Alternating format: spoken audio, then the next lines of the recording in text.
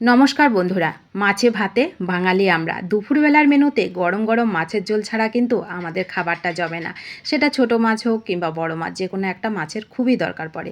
তো এই গরমে হালকা পাতলা একটা হেলদি মাছের ঝোল আপনাদের সঙ্গে আজকে শেয়ার করব, যেটা দেখলেই আপনাদের বানিয়ে খেতে ইচ্ছে করবে। এত সুস্বাদু আর এত মজার। সবথেকে বড় কথা, এই মাছের ঝোলটা খেতে যেমন মজার, তার থেকে মজার হচ্ছে এই খাবারটা খেলে আমাদের শরীর, স্বাস্থ্য, মন সবই ভালো থাকবে। তো দেখুন, তার জন্য আমি দুটো রুই মাছ নিয়েছি, কেটে ধুয়ে পরিষ্কার করে নিয়েছি। সাথে নিয়েছি একটা শসা, একটু পাকা পাকা শসাটা। আমরা তো কাঁচা শসা খেয়েই থাকি, কিন্তু একবার বলবো শসা দিয়ে মাছের ঝোল তৈরি করে খেয়ে দেখবেন, এত মজা পাবেন। আপনাদের একবার খেয়ে মনই ভরবে না, মনে হবে যেন এই গরমে রোজ দুপুরে এই খাবারটাই তৈরি করি, এত সুস্বাদু লাগে। তো দেখুন, আমি শসাটাকে কেটে নেব, মাছটাকে প্রথমে ভেজে নেব। তার জন্য গ্যাসটাকে অন করে আমি কড়াই বসিয়ে তেলটাকে গরম করে নিয়েছি। তো মাছের যে দুটো মাথা ছিল, মাথা দুটোকে আগে একটু ভেজে নেব। মাছ ভাজার সময় মাছের মাথা যদি আগে দেওয়া হয়, তাহলে পরের মাছগুলো কিন্তু আর ভেঙে যায় না। তো দেখুন, আমি মাছের মাথা দুটোকে ভালো করে ভেজে নিয়েছি। এবার যতটুকু তেল আছে ওই তেলেই বাকি মাছগুলোকেও ভেজে নেবো। একদম কড়া করে ভাজবো না, আবার একদম কাঁচা করেও কিন্তু ভাজবো না, মিডিয়ামভাবে মাছগুলোকে সুন্দর করে ভেজে নেবো। আমি এখানে ছোট মাছ দিয়ে তৈরি করছি বন্ধুরা। এই খাবারটা আপনারা যে কোনো মাছ দিয়ে তৈরি করতে পারেন, বড় মাছ, ছোট মাছ সবগুলো। কিন্তু ইলিশ মাছ হলে তো আর কোনো কথাই হবে না। ইলিশ মাছ দিয়ে তৈরি করলে খেতে অসম্ভব মজার লাগে। তো দেখুন, মাছ ভাজা হতে হতে শসাটাকে কেটে নিয়েছি পিস পিস করে, ধুয়ে পরিষ্কার করে নিয়েছি। আর মশলা হিসাবে এখানে দেখুন 1 চামচ দিলাম আমি জিরা, সাদা জিরা, 1 চামচ পোস্ত, একটা কাজু বাদাম, 2 টুকরো আদা, আর হচ্ছে যেমন ঝাল খাবেন আপনারা সেরকমই কাঁচা লঙ্কা এখানে ব্যবহার করুন। ব্যাস, এইটুকুই মশলা এখানে। তো মশলাটাকে আমি বেটে নেব। এদিকে দেখুন মাছগুলো ভাজা হয়ে গেছে, তো মাছগুলোকে আমি তুলে নেব। মাছগুলো কিন্তু একদম কড়া করে ভাজিনি, আবার কাঁচা করেও কিন্তু ভাজিনি। তো আপনারা যেমন মাছ খাবেন সেরকমই ভেজে নেবেন, এটা কোনো ব্যাপার নয়। তো মাছ ভাজা হয়ে গেলে একটুখানি তেল ছিল, তার মধ্যে আরও 1 চামচ তেল দিয়ে দিলাম।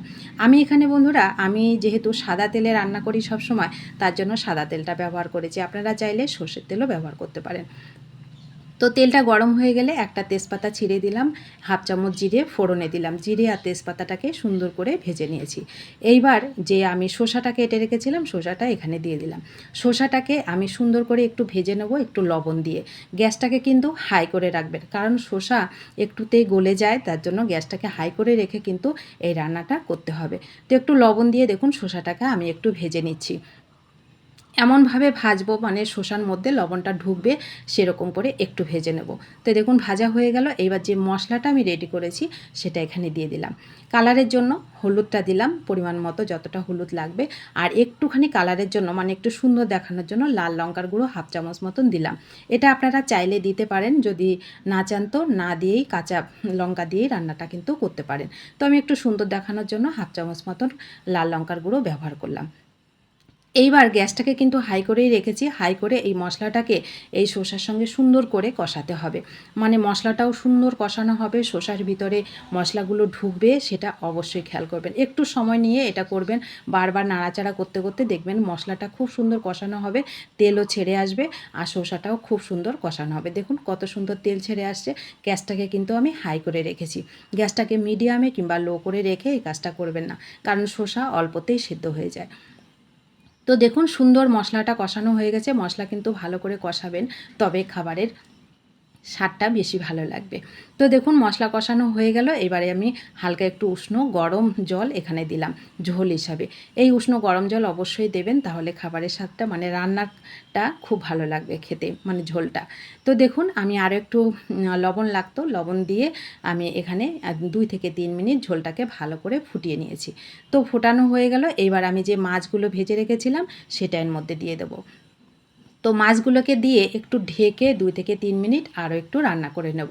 ব্যাস রেডি হয়ে গেল আমার দারুণ স্বাদের খাবার। বন্ধুরা, এই খাবারটা যারা খেয়েছেন তারা তো জানেন, যারা খাননি তাদেরকে অনুরোধ করব দুপুরবেলার মেনুতে অন্তত একবার এই গরমে এই খাবারটা খেয়ে দেখবেন। এত মজা পাবেন যে আপনাদের একবারে মনই ভরবে না, মনে হবে যেন রোজ দুপুরে এই খাবারটাই তৈরি করি। খুবই হালকা পাতলা একটা মাছের ঝোল, বেশি মশলার দরকার পড়ে না, খেতে দুর্দান্ত স্বাদের লাগে।